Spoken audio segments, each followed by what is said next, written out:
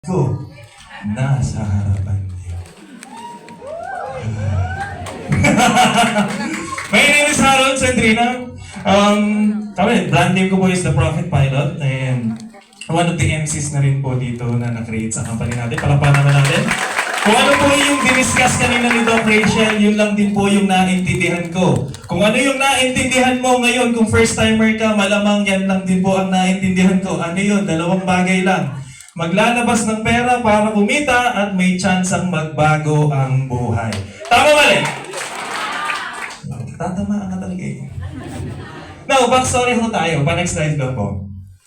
Yeah, so, siyempre, bago ho tayo naging ganito, may kwento din po na tulad nyo, first timer lang din po ako. Ay, may clicker pala to. Sorry na. Yan. Paano nga ba to? Ayun. So, dati po akong cabin crew. Sino familiar sa cabin crew? Sino po familiar sa flight attendant? Sino pong familiar sa aeroplano? Ayan! Wala pa rin, hindi pa rin nagtaas na. Sino nakakita ng aeroplano? Ayan! Bihira. Doon po ako nagtatrabaho. Bihira. Ngayon, kitang-kita nyo naman po kung saan ako nagtrabaho. Hindi na ho natin papangalanan yung kumpanya kasi masakit bagitin yung nakaraan. For 5 years po akong nagtrabaho bilang cabin crew. Bakit ba ako nagtrabaho? Simple lang. Hoy, siloso po ako ang ingay ninyo. Hindi po halata, pero ganun po talaga. Ay, sana, Anyway, going back, bakit nga ba ako nagtrabaho? Simply because masunurin po tayong anak. Masunurin, hindi po mabuti. Magkaiba po yan, ha? So, sabi, di ba, may mga estudyante ba dito? Estudyante, taas kamay. Wala talaga nagko-cooperate. Nakapag-aral. Hindi pa rin lahat nagtataas. Alam ang school! Ayan, no, diba? Gusto ko po kasi lahat nagpa-participate. Malamparan nyo naman yung sarili ninyo. Ano lang po, mabihira magbabago buhay. Ganyan itsura nyo. Dapat hindi ganyan. Tingnan mo katabi mo. O, diba? Nagulat yung nandito sa harapan. Di ko natitignan. Then, going back dun sa kwento ko, tulad po ng karamihan, hindi ko alam baka ako lang pala. Ang sabi ng parents ko, anak, mag-aral ka na mabuti, get high grades para makahanap ka ng magandang trabaho. Pag nakahanap ka ng magandang trabaho, matutupad ang pangarap mo. Sinong nakarinig ng gano'n ba? So pare-parehas para tayo tuto. Okay, joke lang. Hindi ko sinasabing mali yun. Okay? Kaso nga lang, hindi po lahat ng advice aakma kung ano yung gusto mong mangyari sa buhay. Ngayon, syempre, malay ko ba? Di ba ang sabi nila, sumunod ka lang sa magulang mo. So, sinunod ko po yan. Nag-aral po ako ng mabuti, nakapagtapos po ako. Hindi man ako naging honor student, pero at least yung trabaho ko, maganda at may mga magagandang katrabaho.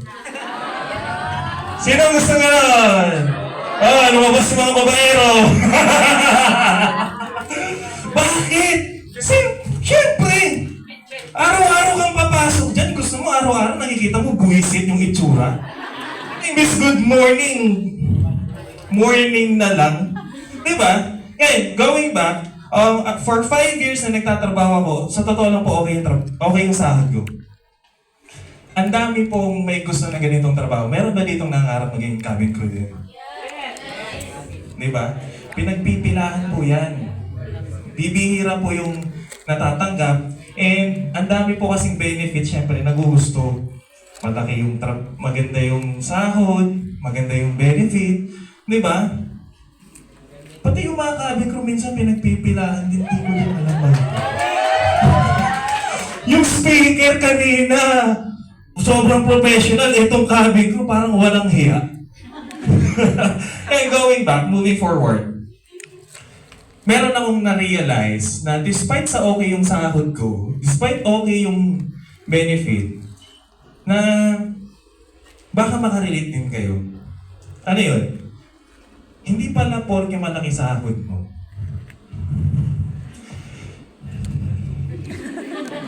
Parang naramdaman ko, tumigil din yung paghinga ng crowd eh. Di pala porke malaki sahod mo, di porke pala bata ka ngayon, may hangganan yan. Walang forever.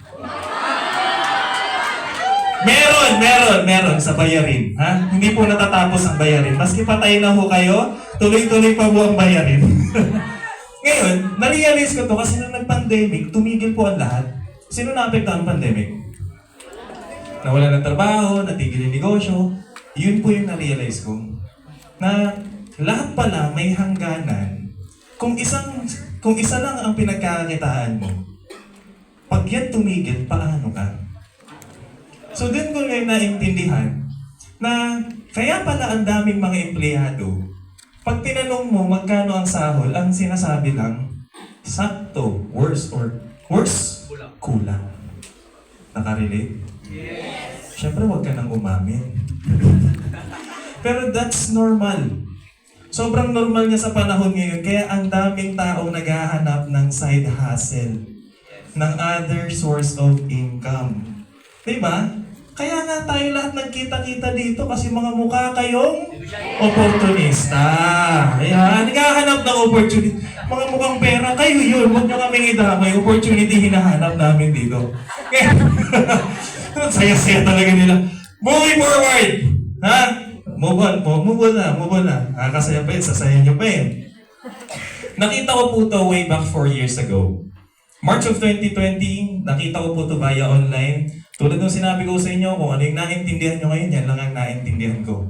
Pero bakit ako sumali, despite, ito pa ngayong nakakakilabot na part eh. Naintindihan nyo yung puhunan? Yun ang nakakakilabot na part. Pero mas kinilabutan po ako nung na-realize ko, ang ganda ng trabaho ko, wala akong pera. Diba? Eh, syempre hindi na ako magtatanong kung sino yung walang pera kasi halata naman kaya tayo nagkita-kita. Pare-parehas natin gustong magkapera. Eh, talaga masyado kayong mabilis mag-jump sa conclusion. Ngayon, na-realize ko na ang ganda ng trabaho ko, wala akong pampuhunan. There's something wrong. Diba? 5 years ka nagtatrabaho, ang naipon mo, resibo, sama ng loob, diba? iBags. Nakakapuyat mo, diba? Yung kailangan mo ng matulog, maski hindi ka pa inaanto kasi maaga papasok mo bukas. Yes. Tapos pipilitin mo yung sarili mong magasing, maski puyat na puyat ka na kasi may pasok ka pa. Tama. Sino ang experience nun? O, diba? Tingnan nyo din iBags nyo. Pare-parehas tayo nakapag-ipon yan. Ginawa ko ng paraan. Hindi ko po sinasabing gawin nyo the same way I did it. Pero, English. Pero, nung naintindihan ko na may chance ang magbago buhay ko, sinunggaban ko na. Bakit? Para mas lalo nyo pong maintindihan, wala po to sa status nyo ngayon. Kasi kung tinitingnan mo yung sarili mo hanggang dyan ka lang, then that's true. Pero kung ikaw yung tipo ng taong nakikinig sa akin ng mabuti at nabubuhay maski pa paano yung pangarap mo, then this is definitely for you. Yung sitwasyon nyo po ngayon, huwag nyo pong huhusgahan na hanggang dyan ka lang kasi ang dami pong taong nagbago ang buhay dahil sa negosyong to. Ngayon, unahan ko na po kayo. Hindi po ako nandito para magyabang. Or kung ano man, maririnig yung resulta. Sinasabi ko po to just to give you validation na this system works. Marami po ang kumikita at pwede pong madamay kayo. Pinapalakpakan po yan. Hinihingal na ako. Fast forward. After 4 hours, dumiskarte po ako, ipinangutang ko po yung puhunan. After 4 hours, pinangutang po puhunan, naniwala po ako. 10 months, I started doing the business part-time. Hindi ko alam kung paano eh. Online lang, hindi mo nakikita kung sino yung mga mga mentors, via Zoom lang. Swerte nyo nga ngayon, may office, nami-meet nyo personal. Iba yung impact per personal yung naririnig eh. Ngayon, nagbago yung buhay ko after nung 10 months. Ready na ba kayo? Ito na yung kwento ko. After 10 months, nag-resign ako. I started doing the business full-time. Then after 4 months, na-hit ko po yung first million ko.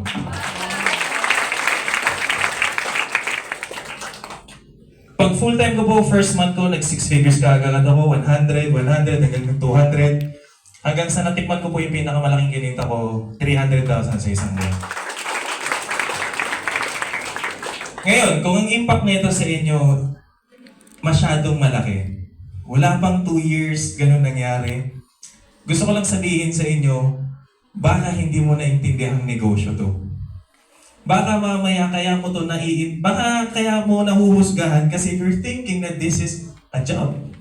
Trabaho. Wala po talagang trabaho na kumikita ng ganyan. Kasi kung yan sasabihin mo din sa akin 4 years ago, nakikitain mo yan buwan-buwan. 6 times 6 na to ng sinasahod ko monthly. Napaka-imposible. Ngayon, baka may mapapasok po sa isip ninyo, nauna ka kasi. Hindi po. 18 years na pong nag-i-exist ang kumpanya. 4 years pa lang ako. Ang pangit naman nun at ang sagwa naman nun after 14 years ng kumpanya, saka lang may kumita. Diba? Yes. Bakit ko to sinasabi? Simply because gusto kong patunayan sa inyo, isa lang din po ako sa mga sumunod. Doon sa nauna, kaya po ako nakasabay. At ito po ang pinakagusto kong maintindihan ninyo. Pwede ka din. O, palagpakan mo naman sarili mo. Ang kinagandahan dito, yung mga taong nagtiwala din sa akin, unti-unti din. Mga hindi ko po personal nakakilala, na-recognize as Super Executive, naging Gold Executive. Actually, meron akong direct dito. Ayan si Pearly. Tayo ka nga saglit. Ayan. So, isa sa mga nagtiwala sa akin online, currently Gold Executive siya. I-share ko lang sa inyo ng konti yung background niya. High school lang inabot niya. Dati siyang nagtitimpla ng corned beef. Yan, sa CDO sa Batangas. Nung na-meet niya ako online, nag-awol. Nag-full time ngayon, isa sa mga pinakamalaking kinikita dun sa mentorship natin. Yan, and for 3 consecutive years, naging part ako ng top 500 ng kumpanya. Palakpakan niyo naman yan. Yan, so yung 3rd year, hindi ako sumabay nung 3rd year. And, ayan, yung mga madalas na pinapangako dito sa negosyo natin, na-achieve ko. Yung sinasabi na lang magkakaroon ka ng komportabling tirahan, kikita ka ng malaki. Parang hindi ito yung slides na sinend ko. Parang na-realize ko din. Parang meron akong slide before na ito. Diba? Yung tech natin, sir, parang hindi ito yung slide ko nung una. Pwede ba natin Kasi gusto ko i-share sa inyo kasi meron ako na-experience recently na ang sarap sa pakiramdam. Sige, palakpakan niyo ba ako? Para ma-precious. Pati ako nagulat eh. Parang, yun na ba yun? Hindi pa talaga. Sir, na-PM ko kanina yung slide natin. Ang ganda-ganda ng intro natin. Parang umiinit bigla eh. Masaya ba kayo? Yes! May natututunan? Yes! Ba't pahina ng pahina? Parang masaya lang kayo, wala kayong natutunan. Sino masaya lang? Ayaw nang umamin. Sino malungkot? Ang hirap niyong pasayahin. O ito na lang, sino walang pake? Buisit. Sir, okay na ba? Okay. A moment of silence. Let's put ourselves in the presence of God. Nag-prayer na lang tayo dito. Ipagdasal natin yung mga pangarap nyo, di ba? Lahat na ng pangbubola, ginagawa ko na. Asa na kaya yung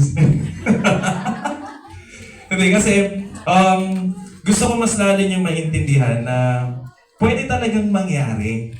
Kasi dati lang din naman akong tulad ninyo na nag-aspire na someday gusto ko kwento ko naman yung marinig. Someday gusto ko, ako naman yung makakapa-experience niya sa loved ones ko. Sinong gusto din na gano'n? Yung hindi nagtaas ng kamay, anong gusto nyo? Sino may pangarap? Ayan, buti naman. Yung hindi. Sino yung hindi nagtaas ng kamay? Mandami ka nakikita mga bandang dito hindi nagtataas ng kamay. Ano gusto nyo? Ha? Hoy, wala tayo sa ganung choice. Hindi po ako yung produkto ng kumpanya. Nakakatakot po kayo dyan. Hindi na ako dito haharap ulit. Baka mamaya niyan, ako yung iiwi ninyo. Yung pangarap nyo po, ha? May binubuo tayong pangarap. Okay na ba yun? Hira kayo. Baka gusto nyo, love life lang ang pinunta nyo dito. Mga hype na yan. Nay, ganun din po kayo? Oh my God! Ang baka naman sila. Wala! Okay, sige. Diretso ko na nga lang. Last July, end of July, isa po ako sa nag-qualify sa free travel incentive ng company to El Nido, Palawan. Gusto ko lang i-share sa inyo lalo kasi I'm a former cabin crew. Normal po sa akin nagpupunta kung saan-saan. Normal po sa akin nakaka-experience ng hotel, yung mga accommodations na yan. Pero nung binigyan po ako ng free travel ng company, grabe po. Ang sarap pala sa pakiramdam ng libre ka. Para mas lalo nyo mo ma-appreciate, hindi po biro yung destination na El Nido. Isa po yan sa mga pinakamahal na destination po dito sa Philippines. Yung pinag-check-inan po naming hotel, isa po yun sa pinakamahal na pwede nyo pong check-inan. As in, sobrang ganda po nung pinuntahan namin. Para kung nawala po sa isip ko yung Boracay. Chinek, ano po yung maganda eh. Kasi hindi lang po ako yung nandun. Kasama ko po yung kapatid ko. Just imagine, no? Kumikita, sige, tuloy nyo yan. Kumikita ka na ng malaki, may free travel ka pa, kasama mo pa yung family mo.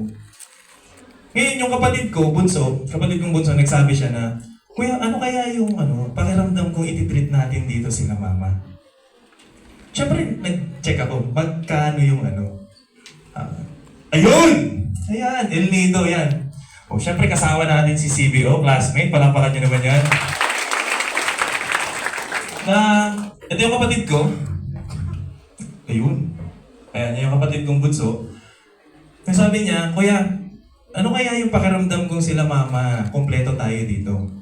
Para kung may idea kayo, 5 po kami magkakapatid. Siyempre, 2 lang yung magulang namin. Meron ba dito may 3? Baka alien ka.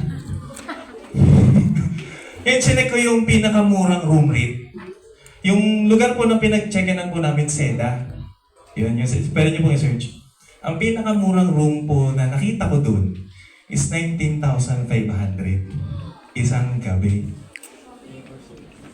Nilubers na! Ito yung matindi. 3 araw po kami nandyan.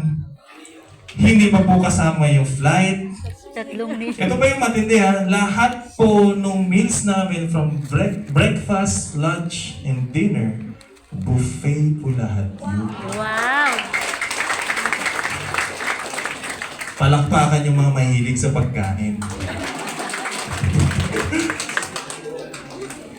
Alam niyo, mas na-appreciate ko po lalo yung company natin.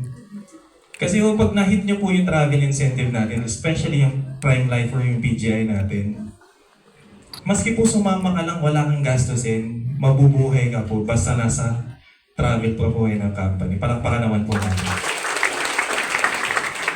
Ang pinakamasaya pa dyan sa lahat, syempre yung mga kasama mo yung mga top earners, mga top 20, mga Hall of Famers. Grabe. Ngayon, balik tayo. Yan, tama na. Tama na, sir. Thank you. Sige. Yung mga ko curious, ano yung nawala? Wala pong nawala. Ha?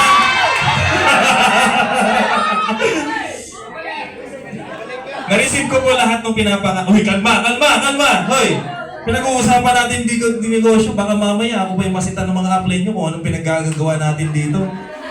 Yan. So, na-achieve ko po halos lahat ng pinapangako ng company. Na kumita ka na malaki, magkaroon ka ng komportabling tirahan, makatravel ka, free travel. Ano pa ba? Yan. So, ito pong sasakyan ko doon, nabili ko 2 years ago. Chevrolet Trailblazer. Cash. Ang yabang, cash. Cash po yan. Currently, rank po ako as Global Ambassador Prime after 3 years. Nahit po natin pinakamataas na ranking. And, po, sa buong project high po for the year of 2022, na-recognize po ako sa top 6. Ngayon, alam ko po sa lahat po ng pinagsasabi ko dito, wala kang pake. Bakit? Ending po nito, ano yung sayo? Tama? Yes, na-inspire ka, yes, na-motivate ka, but ang bottom point, what's in it for you? Ano ba yung meron sa'yo after natin maghiwa-hiwalay?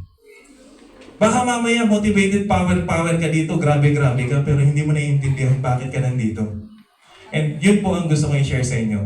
Ang pinakamatindi ko pong resulta is nagkaroon po kami ng family picture. Why? Hindi po ako galing sa mayamang pamilya. Mukhang mayaman na lang.